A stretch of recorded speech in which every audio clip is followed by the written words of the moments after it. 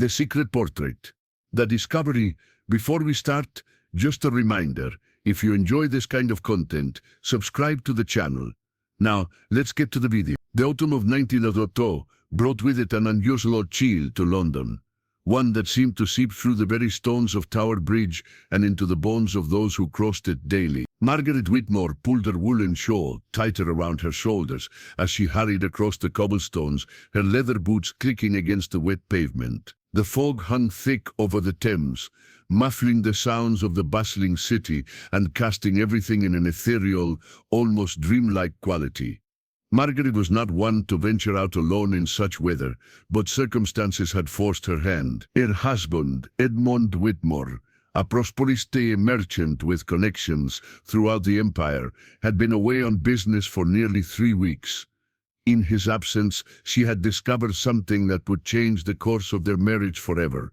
It had begun innocently enough. While organizing Edmund's study, preparing for his return, Margaret had accidentally knocked over a small wooden box that had been tucked behind several ledgers on his desk.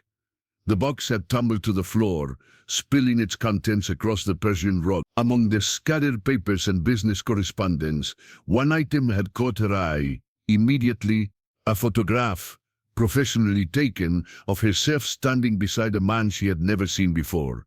The photograph was exquisitely composed, clearly the work of a skilled photographer. Margaret stood in the center, wearing her finest burgundy dress, the one Edmund had commissioned for their 5th wedding anniversary. But it was not her own image that had caused her heart to race and her hands to tremble. It was the man beside her, tall, distinguished, with dark hair and penetrating eyes that seemed to look directly into the camera, with an intensity that made Margaret's breath catch in her throat. She had no memory of this photograph being taken, no recollection of meeting this stranger, let alone posing with him in such an intimate manner. His hand rested gently on her shoulder, and there was something in both their expressions, a familiarity, a comfort, that suggested this was not their first encounter. Margareta spent the better part of 2 days studying the photograph, searching her memory for any trace of the man or the occasion. The backdrop appeared to be a photographer's studio with elaborate tapestry and ornate furniture that she did not recognize. The lighting was professional, the poses carefully arranged. This was not some casual street photograph or family gathering. This was a formal portrait session, one that would have required planning and intention. Now, as she made her way through the fog-shrouded streets of London, Margaret clutched the photograph in her reticule, determined to find answers. She had made inquiries among her circle of friends and acquaintances, but no one recognized the man in the photograph. Her next step was to visit the photography studios in the area, hoping that someone might remember the session or provide some clue as to when and why it had been taken. The first studio she visited, Pemberton and Associates on Fleet Street, yielded no results. The elderly proprietor examined the photograph carefully through his spectacles, but shook his head apologetically. The second studio, Morrison's Portraits, near Covent Garden, proved equally fruitless. By the time Margaret reached the third establishment, Hartwell Photography near the Tower of London, her hope was beginning to wane. Mr. Hartwell, a thin man with prematurely grey hair and ink-stained fingers, studied the photograph for a long moment before his expression changed. "Yes," he said slowly, "I remember this session. It was taken approximately 6 months ago, in the spring. A gentleman commissioned it, paid quite handsomely, actually." Margaret's heart began to race. "Do you remember his name? The gentleman who commissioned it?" "I'm afraid I cannot divulge the names of my clients, madame." "Professional discretion, you understand." Mr. Hartwell's tone was apologetic but firm. "But surely you can see that I am the woman in the photograph," Margaret pressed, her voice taking on a note of desperation. "You have a right to know who arranged for this to be taken." Mr. Hartwell examined her face carefully, comparing it to the image in the photograph. After a moment, he nodded slowly. "Indeed, the resemblance is unmistakable.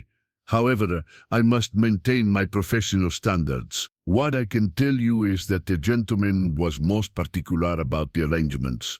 He specified the poses, the lighting, even the expressions he wished to capture. It was unusual. Unusual in what way? Most portrait sessions are straightforward affairs. The clients know what they want. A family portrait, a wedding photograph, a business headshot. But this gentleman seemed to be creating something specific, as if he were documenting a particular moment or relationship. He was very exacting about the details. Margaret felt a chill that had nothing to do with the October weather. And the man in the photograph with me, was he present during the session? Mr. Hartwell's expression grew uncomfortable. Madam, I really cannot say more without compromising my professional integrity. Perhaps, if you were to return with your husband, or with some form of written authorization. Margaret thanked and left the studio, her mind reeling with questions. As she walked back toward Tower Bridge, the fog seemed to grow thicker, and the familiar land boundaries of London took on an ominous quality. Who was the man in the photograph? Why had someone commissioned a portrait of her with a stranger? And most disturbing of all, why had she no memory of the session? As she reached the bridge, Margaret paused to look out over the Thames. The water was dark and murky, reflecting the grey sky above. She thought of Edmund, who would be returning from his business trip in just 2 days. How could she confront him with this mysterious photograph? What explanation could there possibly be? The sound of footsteps on the bridge behind her made Margaret turn. Through the fog, she could make out the silhouette of a man approaching. As he drew closer, her heart nearly stopped. It was him, the man from the photograph. He was walking directly toward her, his dark eyes fixed on her face with the same intense gaze she had seen in the portrait. "Mrs. Whitmore," he said, his voice cultured and smooth, with just a hint of an accent she could not place. "I believe we need to talk." Margaret stood frozen on the bridge, her heart pounding so loudly she was certain the stranger could hear it over the distant sounds of the Thames below. The fog swirled around them, creating an almost theatrical backdrop for this impossible encounter. The man before her was exactly as he appeared in the photograph, tall, distinguished, with an air of quiet confidence that was both reassuring and unsettling. "I don't understand," Margaret managed to whisper, her voice barely audible above the gentle lapping of the water against the bridge supports. "Who are you? How do you know my name?" The man removed his hat, revealing dark hair with threads of silver at the temple. His eyes, which had seemed so penetrating in the photograph, now held a mixture of sadness and determination. "My name is Alexander Thornfield," he said, stepping closer but maintaining a respectful distance. "And I'm afraid I have a rather extraordinary story to tell you, one that may be difficult to believe." Margaret clutched her reticule tighter, feeling the photograph inside like a burning coal against her palm. "Miss Thornfield, I must tell you that I have no recollection of ever meeting you, yet I have in my possession a photograph that suggests otherwise. I demand an explanation." Alexander nodded slowly, as if he had expected this reaction. "The photograph," he said. "Yes, I was wondering when you would discover it. Your husband was supposed to have destroyed it months ago." "My husband?" Margaret's voice rose in pitch. "Edmund knows about this photograph. About you, Mrs. Whitmore, perhaps we should find somewhere more private to discuss this matter. What I have to tell you is complicated, and these are not the sort of revelations one shares on a public bridge." Margaret looked around nervously. The fog provided some privacy, but she was acutely aware that they were still in full view of anyone who might pass by. The impropriety of the situation was not lost on her. A married woman, alone with a strange man, engaged in what appeared to be an intimate conversation. Yet her need for answers outweighed her concern for social conventions. "There's a small tea shop just off the bridge," she said finally. "We can speak there." The tea shop, Mrs. Pemberton's, was nearly empty at this hour of the afternoon. Margaret and Alexander took a table in the far corner, away from the few other patrons. The elderly proprietress brought them tea and biscuits without comment, though Margaret noticed the woman's curious glances at her companion. Once they were settled, Alexander began his story. Miss Whitmore, what I'm about to tell you may sound like the ravings of a madman, but I assure you that every word is true. 6 months ago you came to my photography studio, not as Mrs. Margaret Whitmore, but as Miss Margaret Ashford, an unmarried woman seeking employment as a governess. Margaret nearly dropped her teacup. That's impossible. 6 months ago, I was here in London, married to Edmond. I have never been unmarried since 1897, and I have certainly never sought employment as a governess. And yet, Alexander continued gently, you sat in my studio for nearly 2 hours, telling me about your life, your hopes, your fears. You spoke of your love for literature, your desire to travel, your dream of seeing the world beyond the confines of Victorian society. You were vivacious, independent, full of life in a way that, he paused, studying her face, in a way that you do not appear to be now. Margaret stared at him in disbelief. Mr. Thornfield, I think you have mistaken me for someone else. Perhaps there is another woman who resembles me. No, Alexander said firmly. There is no mistake. You have a small scar on your left hand, just below your ring finger, from when you cut yourself on a broken teacup as a child. You have a birthmark on your right shoulder, shaped like a crescent moon. You have a bit of touching your throat when you're nervous, just as you're doing now. Margaret's hand flew away from her throat, as if it had been burned. The details he mentioned were accurate, intimate knowledge that only someone very close to her would possess. Yet she had no memory of sharing such information with this man. Furthermore, Alexander continued, reaching into his coat pocket, you left this in my studio. He placed a small silver locket on the table between them. Margaret recognized it immediately. It had been her mother's, and she had worn it constantly until, when had she stopped wearing it? She couldn't remember. With trembling fingers, Margaret opened the locket. Inside was a miniature portrait of her parents, painted when she was a child. She had not seen this locket in months, had assumed it was lost or misplaced somewhere in the house. How did you come by this? She whispered. You removed it during our portrait session, Alexander explained. You said it felt too heavy, too much like a chain binding you to the past. You asked me to keep it safe, until you could decide what to do with it. Margaret's mind reeled. Nothing Alexander was telling her made sense, yet the evidence was undeniable. The photograph, the locket, his intimate knowledge of details about her life. It all pointed to a relationship she could not remember.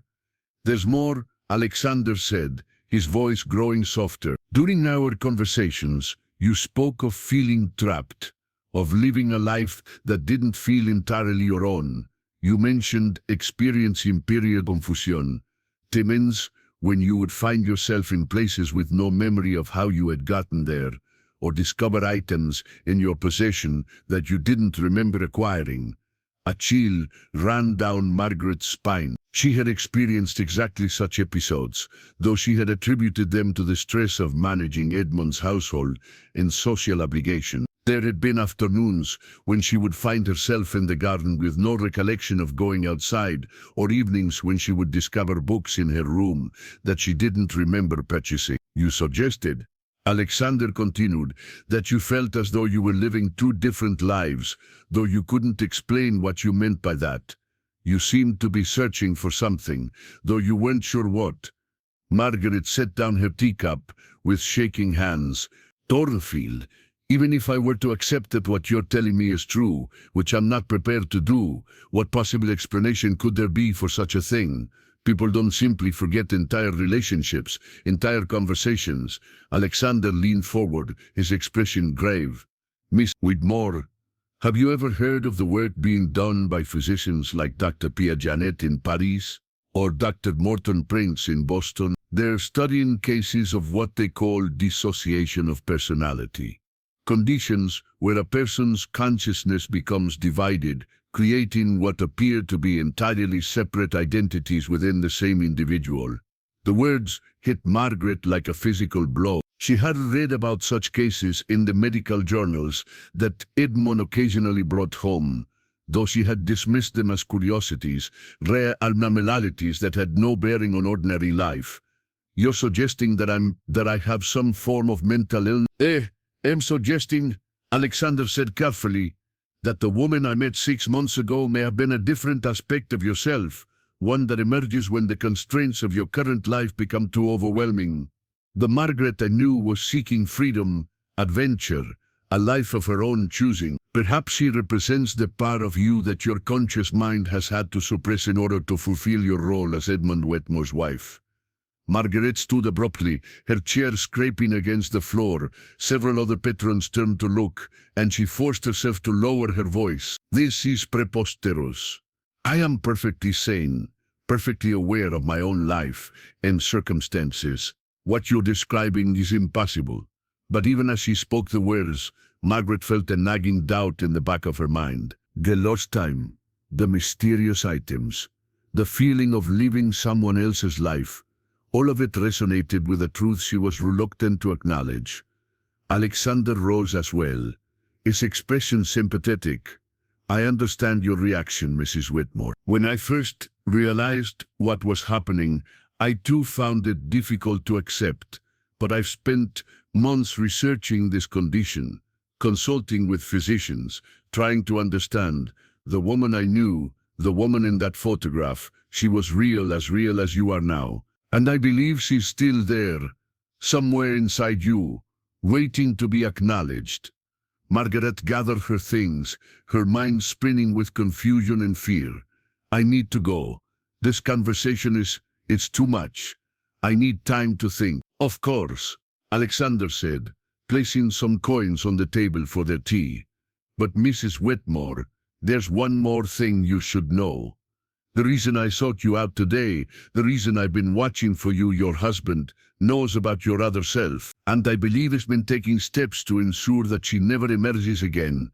Margaret spent the night pacing her bedroom, Alexander's words echoing in her mind like a persistent melody she couldn't shake. The house felt different somehow, as if she was seeing it through new eyes. The heavy velvet curtains, the dark mahogany furniture, the portraits of Edmund's ancestors staring down from the walls. Everything seemed oppressive, suffocating in a way she had never noticed before. She had examined every inch of the mysterious photograph under the gaslight, searching for clues she might have missed. The woman in the image did look like her, but there was something different about her expression, her posture. The Margaret in the photograph appeared confident, almost defiant, her chin raised slightly as if challenging the camera itself. It was a stark contrast to the woman she saw in her mirror each morning, dutiful, resorbed, carefully composed. As dawn broke over London, Margaret made a decision. She would search the house thoroughly, looking for any evidence that might support or refute Alexander's extraordinary claims. If she truly had been living a double life, surely there would be some trace of it somewhere. She began in Edmund's study, the room where she had discovered the photograph, working methodically through his papers. She found the usual business correspondence, shipping manifests, and financial records. But tucked behind a false back in one of the desk drawers, she discovered a small leather journal she had never seen before. The journal was locked, but Margaret found the key taped to the underside of the drawer. Her hands trembled as she opened it, revealing Edmund's familiar handwriting. The entries were dated, beginning nearly a year ago, March 15th, 1909. Margaret's episodes are becoming more frequent. This morning I found her in the garden, speaking to someone who wasn't there. When I approached, she seemed startled as if she didn't recognize me for a moment. Whitfield suggests we increase her laudanum dosage. April 2nd, Minethiodoron. She disappeared for an entire afternoon Saturday. When she returned, she couldn't explain where she had been. Her dress was different, and she was carrying books I had never seen before. Most disturbing of all, she seemed appear more alive than she had been in months.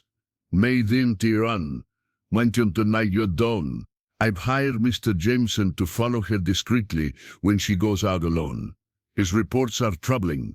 She has been visiting photography studios, libraries, and employment agencies. She has been using the name Margaret Ashford and claiming to be unmarried. I fear my wife is losing her mind. Margaret's hands shook as she read entry after entry, each one documenting her husband's growing concern about her behavior. But what disturbed her most was the clinical, detached tone of his observations. He wrote about her as if she were a specimen to be studied rather than a wife to be loved and supported. The final entry was dated just 2 months ago, August 14. Whitfield has recommended a new treatment. He believes that Margaret's condition can be controlled through a combination of medication and what he calls environmental management. We are to remove all stimuli that might trigger her episodes, books, newspapers, anything that might encourage independent thought. The goal is to keep her in a state of calm compliance, for her own good, of course. Margaret slumped, the journal shut, her heart racing with a mixture of anger and fear. Edmund had been drugging her, controlling her environment, treating her like a patient rather than a wife. And Whitfield, she remembered him now, a stern man with cold eyes who had been making regular visits to the house, supposedly to check on her nerves. She rushed to her bedroom and examined the small bottle of medicine that Edmund had instructed her to take each morning for her health. The label read simply, "Tonic, take as directed." But now she understood what it really was, laudanum, an opiate used to keep her docile and compliant. The pieces were beginning to fall into place. The lost time, the confusion, the feeling of living someone else's life, it was all the result of Edmund's systematic attempt to suppress what he saw as her episodes. But what if there weren't episodes at all? What if they were moments when her true self managed to break through the chemical fog he had created? Margaret heard the front door open, and Edmund's voice calling out to the housekeeper. He had returned from his business trip a day early. Quickly, she returned the journal to its hiding place and composed herself, but her mind was racing with questions and accusations she longed to voice. Edmund appeared in the doorway of their bedroom, his face lighting up with what appeared to be genuine affection. "My dear Margaret, how I've missed you. You look pale. Have you been taking your medicine as directed?" "Yes, Edmund," she replied automatically, then caught herself. "Actually, I've been feeling quite well. Perhaps I don't need the medicine anymore." Edmund's expression shifted almost imperceptibly, a flicker of concern crossing his features. "Nonsense, my dear. Dr. Whitfield was very specific about the importance of maintaining your regimen. Your nerves are delicate, and we mustn't take any chances." He moved to the bedside table and poured a dose of the laudanum into a glass of water. "Here, take this now. You seem agitated." Margaret stared at the glass, understanding now that it represented a choice. She could continue to be the compliant wife Edmund wanted, living in a medicated haze, or she could refuse and risk whatever consequences might follow. "I'd prefer not to, Edmund. I'm feeling quite clear-headed today." Edmund's jaw tightened. "Margaret, you know how these things go. You feel well now, but without your medicine, you become confused. You do things that aren't like you. You forget yourself. And what if I don't want to forget myself?" The words came out before Margaret could stop them, surprising them both. Edmund set down the glass and studied her carefully. "What do you mean by that?" Margaret felt as if she were standing on the edge of a precipice. Once she spoke, there would be no going back. "I mean that perhaps the woman you call confused is actually the woman I'm meant to be. Perhaps the medicine isn't helping me. Perhaps it's hiding me." "Margaret, you're talking nonsense. This is exactly the sort of thinking that leads to your episodes. Please take your medicine." "No." The word came out stronger than Margaret had intended, and she felt a surge of something she hadn't experienced in months. power, autonomy, the simple freedom of making her own choice. Edmund's face darkened. I see that your condition is worse than I thought. Perhaps it's time to consider Whitfield's suggestion about the private sanitarium in Surrey. A few months of proper treatment you would have me committed. Margaret's voice rose in disbelief. I would have you cured, Edmund replied coldly. The woman I married was gentle, obedient, content with her role as my wife. This defiance is a symptom of your illness. Margaret felt something shift inside her, as if a door that had been locked for months was suddenly opening. Memories began to surface. Fragments of conversations with Alexander, afternoons spent in libraries reading books on women's suffrage, moments of joy and freedom that had been chemically suppressed. What if the woman you married was never real? She asked quietly. What if she was just what you wanted to see? What society expected me to be? What if the real Margaret is the one you've been trying to eliminate? Edmund reached for the bell pull to summon the servants. I'm calling for Dr. Whitfield. You're clearly having an episode, and I won't stand by and watch you destroy yourself. But Margaret was already moving toward the door. I'm going out, Edmund, and I won't be taking any more medicine. Margaret, if you leave this house in your current state, don't expect to be welcomed back. He won't have a madwoman for a wife. Margaret paused at the threshold, looking back at the man she had been married to for 5 years. Then perhaps, she said softly, it's time you did. She walked out of the house and into the London afternoon, feeling more awake and alive than she had in months. The fog had lifted, and the city spread out before her like a map of possibilities. She had no clear plan, no idea where she would go or what she would do. But for the first time in years, the future felt like her own to choose. As she walked toward Tower Bridge, Margaret felt memories continuing to surface, conversations with Alexander about art and literature. Afternoons spent exploring parts of London she had never seen, moments when she had felt like herself rather than Edmund's carefully constructed version of a proper wife. The other Margaret, the one Edmund called an episode, was emerging from the chemical fog, and she had no intention of going back into hiding. The boarding house on Whitechapel Road was a far cry from the elegant townhouse Margaret had shared with Edmund, but it offered something more valuable than luxury, and on Hartwell, the proprietress, asked her no questions when Margaret appeared at her door with only a small valise and enough money for a week's lodging.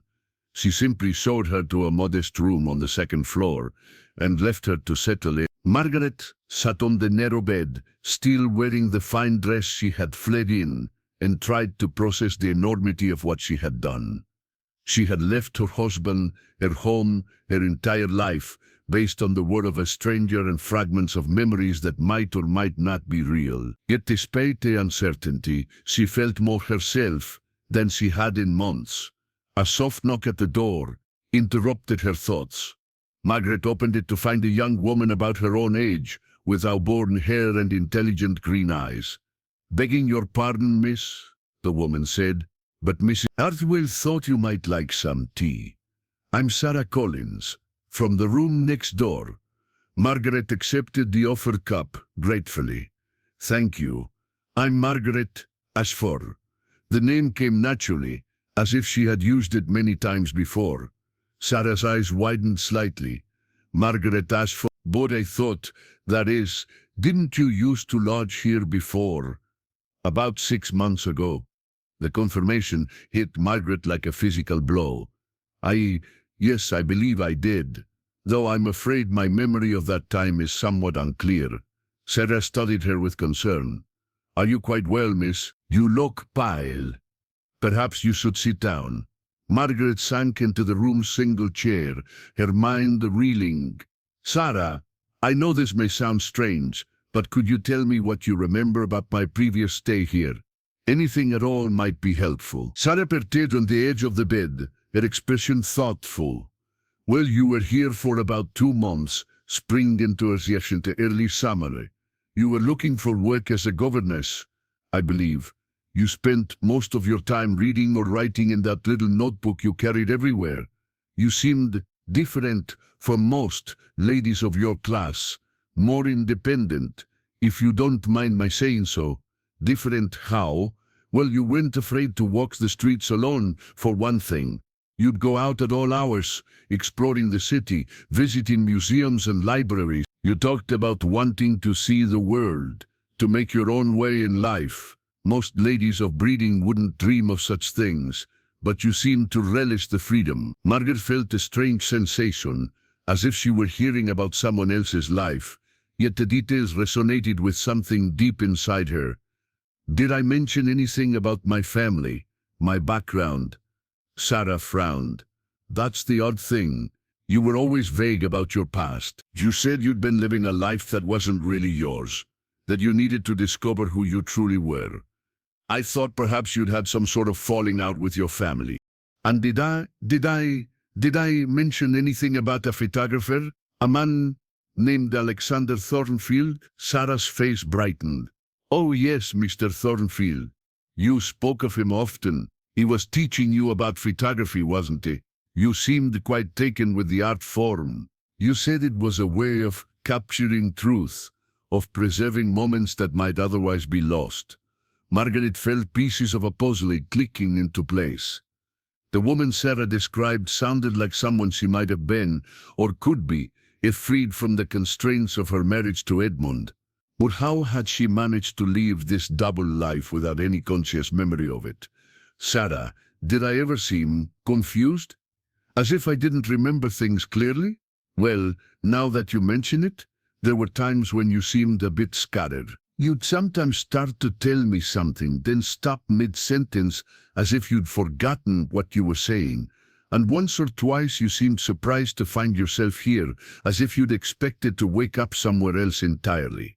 Margaret stood and began pacing the small room. "I need to see Alexander Thornfield. Do you know where I might find him? His studio is on Bermondsey Street, near the river." "But Miss Ashford," Margaret, "are you certain you're all right? You seem quite distressed." Margaret turned to face Sarah, and for a moment she felt as if she were looking at herself from the outside, a woman in expensive clothes, clearly out of place in these modest surroundings, asking questions about a life she couldn't remember living. "Sarah, I'm going to tell you something that may sound impossible, but I need someone to know the truth in case something happens to me." Margaret sat back down and took a deep breath. "I believe I have been living two separate lives, with no memory of one while I'm living the other. For the past year, I've been Margaret Whitmore, the wife of a tea merchant, living in a fine house and taking medicine that kept me in a constant fog. But apparently, I've also been Margaret Ashford, an independent woman seeking employment and freedom. The problem is, I can only remember one life at a time." Sarah stared at her in amazement. That's extraordinary. I've heard of such things in the penny papers, but I never imagined. How is such a thing possible?" "I don't know," Margaret admitted, "but I intend to find out, and I intend to choose which life I want to live going forward." An hour later, Margaret stood outside Alexander Thornfield's photography studio, her heart pounding with anticipation and fear. The building was modest but well maintained, with large windows to let in natural light, and a simple sign, reading Thornfield's photography, portraits and fine art.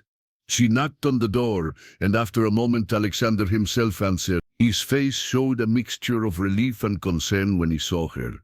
"Margaret," he said softly, "I wasn't sure you would come. I'm not sure why I have," she replied honestly. "But I need answers, and you seem to be the only person who might have them." Alexander stepped aside to let her enter.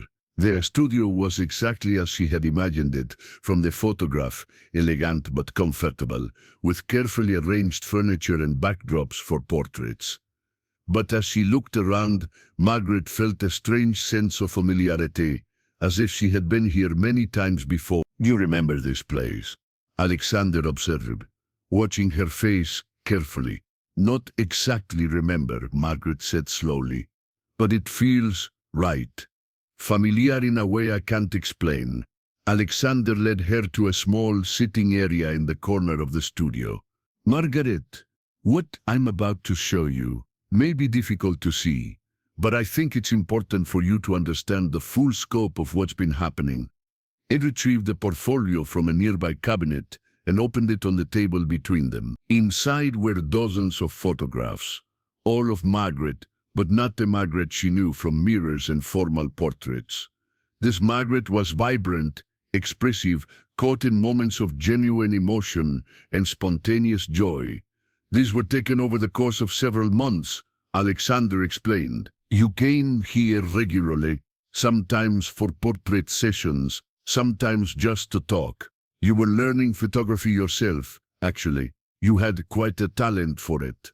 Margaret studied the photographs, feeling a complex mixture of recognition and disbelief. In some images, she was laughing at something outside the frame. In others, she was concentrating intently on adjusting a camera. In one particularly striking photograph, she was looking directly at the camera with an expression of such confidence and determination that it took her breath away. "This woman," Margaret whispered, touching the photograph gently. "She looks like me, but she seems so alive, so free. She is you," Alexander said firmly. "Or rather, she's the part of you that your husband has been trying to suppress. The question is, which Margaret do you want to be?" Margaret looked up at him, seeing the concern and something deeper affection, perhaps even love, in his eyes. "Alexander, what was the nature of our relationship? Would we? That is, did we?" Alexander's expression grew serious. "We cared for each other deeply, Margaret. But you were always clear that you were married, even if you couldn't always remember the details of that marriage. We maintained proper boundaries, though I won't deny that my feelings for you grew stronger with each visit." Margaret felt a warmth spread through her chest, a sense of being valued for who she truly was, rather than who she was expected to be. "And what did I tell you about my marriage? About Edmund? You said you felt like a prisoner in a golden cage, that you loved the idea of the man you had married, but couldn't connect with the reality of him. You spoke of feeling drugged, controlled, as if your very thoughts weren't your own." Alexander paused. "You said you were afraid that one day you would disappear entirely, that the real Margaret would be lost forever." Margaret stood and walked to the window, looking out at the bustling street below. People hurried past, each living their own lives, making their own choices. For the first time in years, she felt like she could be one of them, a person with the agency, with the power to determine her own fate. "Alexander," she said without turning around, "I want to remember everything. I want to know who I really am, not who Edmund wants me to be. Can you help me?" "I can try," he replied. "But Margaret, you should know that choosing to remember, choosing to be yourself, may come with consequences. Your husband won't simply let you go. Men like Edmund Whitmore don't give up their possessions easily." Margaret turned back to face him, and Alexander saw in her expression the same determination he had captured in his photographs of the other Margaret. "Then we'll have to make sure he has no choice but to accept it." The next morning brought an unwelcome visitor to the boarding house. Margaret was in her room, studying the photographs Alexander had given her and trying to piece together the fragments of her suppressed memories, when Mrs. Hartwell knocked urgently on her door. "Miss Ashford," the landlady whispered, "there's a gentleman downstairs asking after you. Says is your husband. He's got 2 other men with him, and they don't look like the sort you'd want to cross." Margaret's blood ran cold. She had known Edmund would come looking for her, but she hadn't expected him to bring reinforcements. Through the window she could see a black carriage waiting in the street below, its occupants no doubt prepared to take her away by force, if necessary. "Is there another way out?" Margaret asked quickly. "The back stairs lead to the alley," Mrs. Hartwell replied. "But miss, if this man is truly your husband, perhaps you should." "He is my husband," Margaret interrupted, "but that doesn't give him the right to imprison me." "Thank you for the warning." Margaret gathered her few belongings and the precious photographs, then made her way down the back stairs as quietly as possible. She could hear Edmund's voice in the front parlor, demanding to know which room she occupied, his tone growing increasingly agitated when Mrs. Ardwell claimed ignorance. The alley behind the boarding house was narrow and cluttered with refuse, but it provided cover as Margaret made her way toward the main street. She needed to reach Alexander's studio, but she couldn't risk taking a direct route. Edmund would undoubtedly have been watching the most obvious paths. As she emerged from the alley, Margaret caught sight of a familiar figure across the street, Dr. Whitfield, the physician who had been treating her nerves. He was scanning the crowd, clearly searching for someone. Margaret pulled her shawl up over her head and ducked into a nearby shop, her heart racing. Through the shop window she watched as Dr. Whitfield was joined by a burly man in a dark coat. They spoke briefly, then separated, each taking a different direction down the street. Margaret realized with growing alarm that Edmund had organized a systematic search for her. Completed professional assistance. The shop owner, an elderly woman selling flowers, looked at Margaret with concern. "Are you quite all right, dear? You look frightened." "I need to get to Bermondsey Street," Margaret said urgently. "But I'm being followed. Is there a way to get there without using the main roads?" The woman studied Margaret's face, taking in her obvious distress and the quality of her clothing. "In some trouble with your family, are you?" "Well, I've got a delivery car going that way in a few minutes. You can ride along if you don't mind hiding under some flour sacks."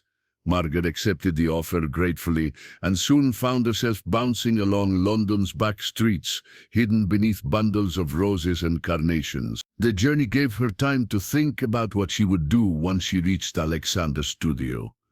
She couldn't hide forever, and she couldn't expect him to protect her indefinitely.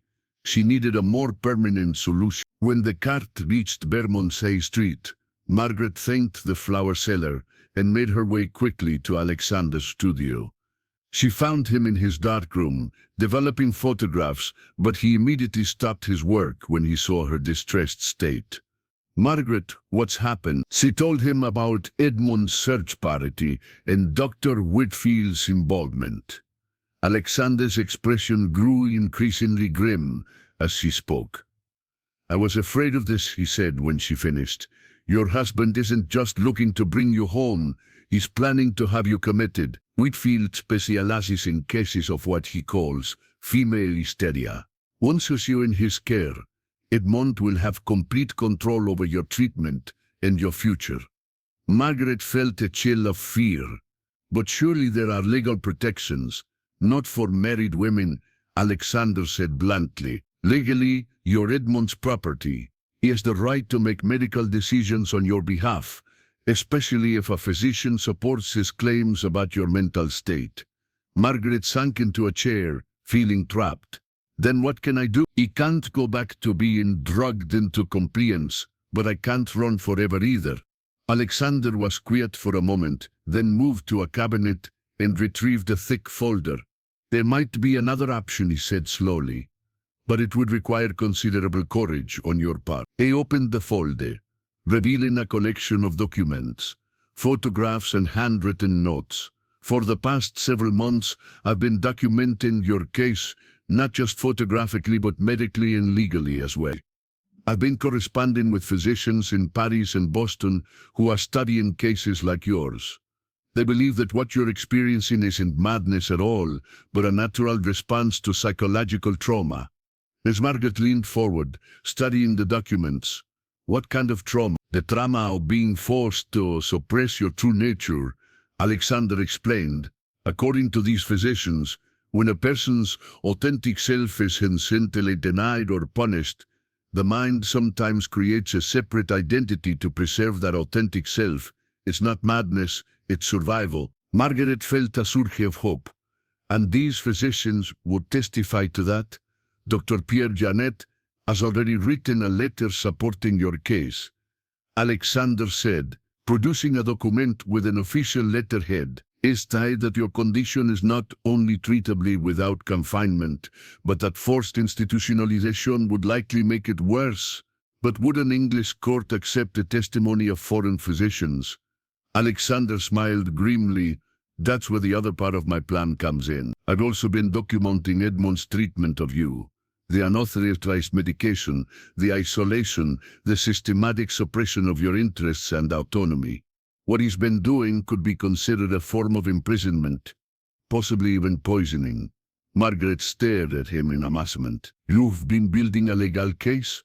I've been preparing for the possibility that you might choose to fight back rather than submit, Alexander corrected. The question is, are you prepared to take that step? Because once we present this evidence, there will be no going back. Edmond will never forgive you, and society may not accept you either. Margaret thought of the photographs she had seen, of the vibrant, confident woman she had been when free to be herself. She thought of the years of fog and confusion, of feeling like a stranger in her own life. Then she thought of the alternative, a lifetime of chemical compliance, of being slowly erased until nothing remained of her true self. What would I need to do? We present our case to a magistrate before Edmond can have you committed. Alexander explained, we argue that you're not mentally ill, but rather the victim of systematic abuse, designed to suppress your natural personality.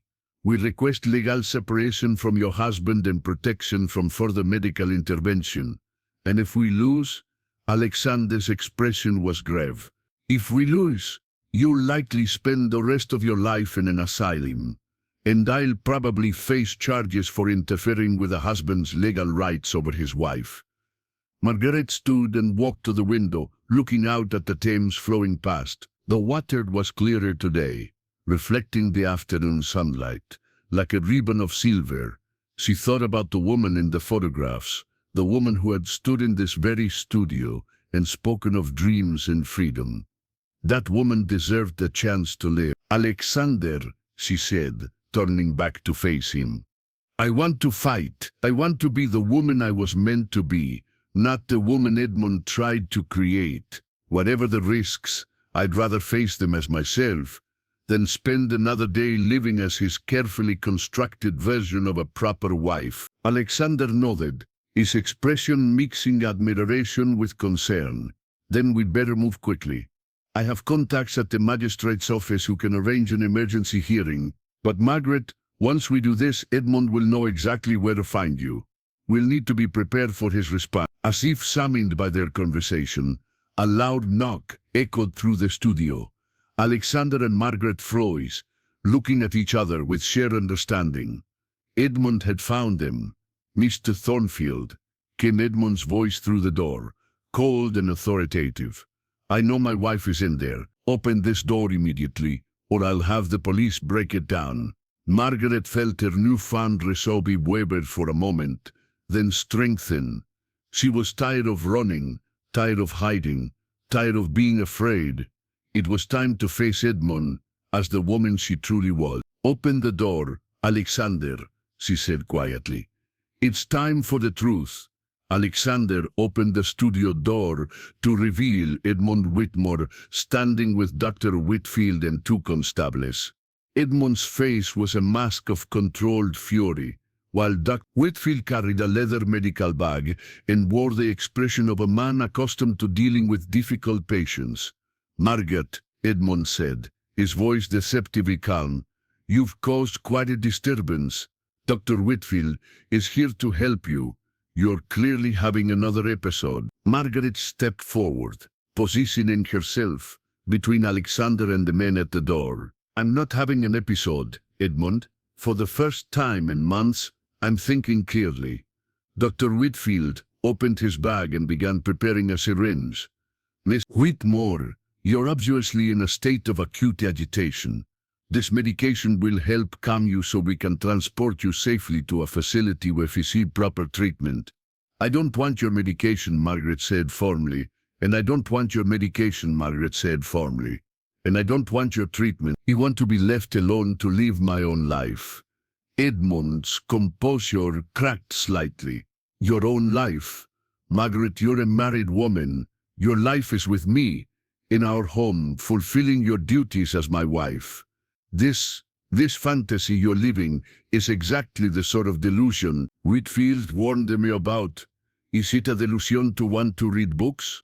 To have conversations about ideas? To feel like a human being rather than a decorative or decorative object? Margaret's voice grew stronger with each word. Is it madness to want to make my own choices, to use my own mind? It is when those desires lead you to abandon your husband and take up with strange men, Edmund replied coldly, glancing at Alexander with obvious disdain. Alexander stepped forward. Miss Whitmore, I think you should know that your wife's condition has been evaluated by some of the most respected physicians in Europe. They don't consider her mad. They consider her a victim of systematic psychological abuse. Dr. Whitfield scoffed. Farron quacks with radical theories. Mrs. Whitmore is clearly suffering from hysteria brought on by an overactive imagination. The treatment is well established. Rest, medication and removal from stimulating influences. By stimulating influences, you mean anything that might help her think for herself, Alexander said, his voice sharp with anger. You mean books, conversation, human contact that doesn't involve drugging her into compliance. One of the constables shifted uncomfortably. Begging your pardon, gentlemen, but perhaps we should sort this out at the station. There seems to be some disagreement about the lady's condition. Edmund's eyes flashed with anger. There's no disagreement. My wife is ill, and I'm taking her home for treatment. Constable, I demand you arrest this man for interfering with my legal rights as a husband. Actually, came a new voice from the street. I think you'll find the situation is somewhat more complicated than. Everyone turned to see a well-dressed man approaching, carrying a leather portfolio. He was accompanied by a woman Margaret didn't recognize, middle-aged, with intelligent eyes and an air of authority. I'm Mr. James Hartwell, solicitor, the man announced. And this is Dr. Elizabeth Garrett Anderson, one of London's most respected physicians. We're here on behalf of Mrs. Margaret Whitmore, who has petitioned for legal separation from her husband on grounds of systematic abuse and unlawful imprisonment. Edmund's face went white. That's impossible. Margaret couldn't have. She doesn't have the legal standing to. Actually, she does, Mr. Hartwell interrupted, producing a document from his portfolio. Thanks to the Married Women's Property Act and recent precedents regarding medical abuse, Miss Whitmore has the right to seek protection from treatment she considers harmful.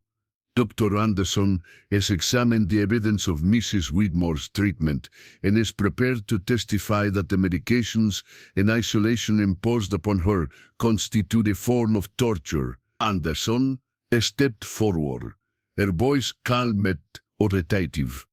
Dr. Whitfield, I've reviewed your treatment notes for Mrs. Whitmore. The dosages of laudanum you've prescribed are sufficient to keep a patient in a state of constant sedation. Combined with social isolation and the systematic removal of intellectual stimulation, this constitutes what we would now recognize as psychological torture. Dr. Whitfield sputtered in protest. The treatment was medically necessary. The patient was exhibiting signs of acute hysteria. The patient was exhibiting signs of intelligence, independence. Dr. Anderson corrected sharply.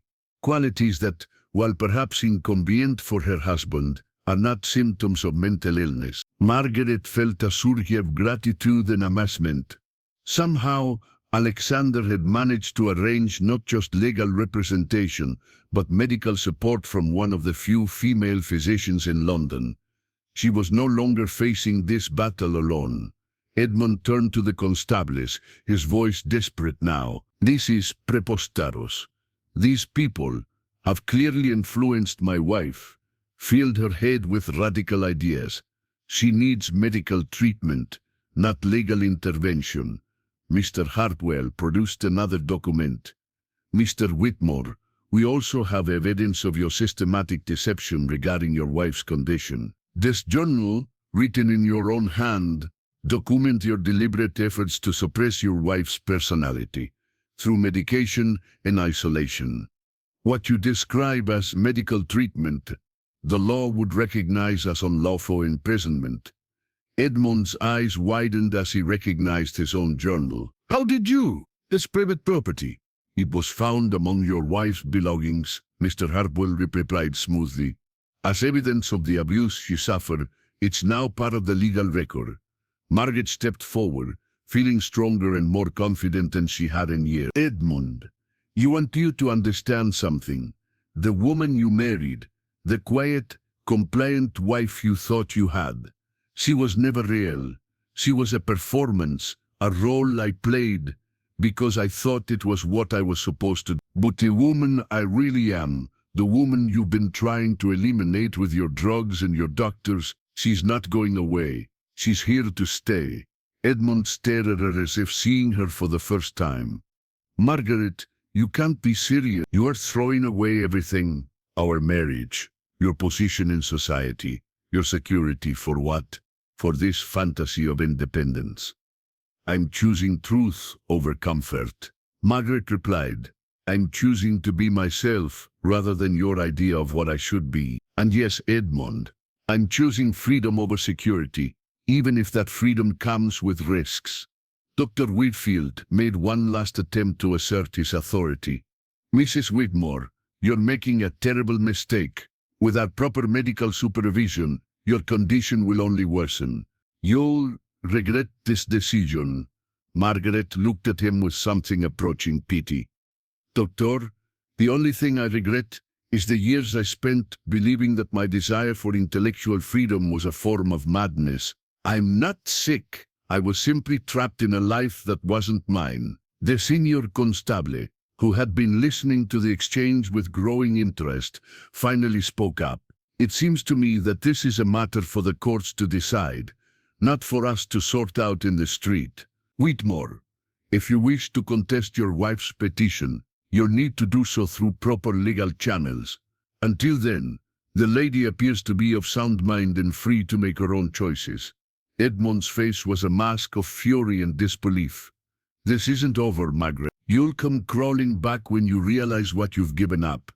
And when you do, don't expect me to take you back. Margaret met his gaze steadily. Edmund, I hope someday you'll understand that what I've given up was never really mine to begin with. I was living your life, not my own. Now, for the first time, I have the chance to discover who I really am. As Edmund and Dr. Whitfield departed with the constables, Margaret felt a weight lifting from her shoulders that she hadn't even realized she'd been carrying. Alexander moved to stand beside us, and she felt his presence as a source of strength, rather than dependence. What happens now? She asked. Mr. Hartwell, now we proceed with the legal separation, he replied. It won't be easy. Society isn't kind to women who leave their husbands, even with good cause. But you'll be free to live your own life, make your own choices. Dr. Anderson approached Margaret with a gentle smile. My dear, I want you to know that what you've done today took tremendous courage. There are many women trapped in situations similar to yours, and your case may help establish precedents that could free them as well. Margaret looked around at the people who had rallied to support her, Alexander with his patient documentation and unwavering belief in her sanity, the lawyers and doctors who had risked their reputations to defend her right to self-determination. Even Miss Hartwell and Sarah, from the boarding house, who had provided shelter and friendship when she needed it most. Thank you, she said, her voice thick with emotion. All of you. I couldn't have done this alone. Alexander took her hand gently. You were never alone, Margaret. The woman you really are. She was always there, waiting for the chance to emerge. All we did was help clear away the obstacles that were keeping her hidden. As the sun set over London, casting long shadows across the Thames, Margaret Whitmore, or perhaps Margaret Ashford, as she was beginning to think of herself, stood at the threshold of a new life. It would be challenging, uncertain, perhaps even dangerous at times, but it would be hers, lived on her own terms, guided by her own choices. For the first time in years, the future felt like a blank canvas rather than a predetermined path. And Margaret intended to fill it with colors Edmond had never dreamed of, creating a portrait of a life lived authentically, courageously, and completely on her own terms. The secret portrait had revealed more than just a mysterious photograph. It had revealed the truth about who she really was and who she was meant to become.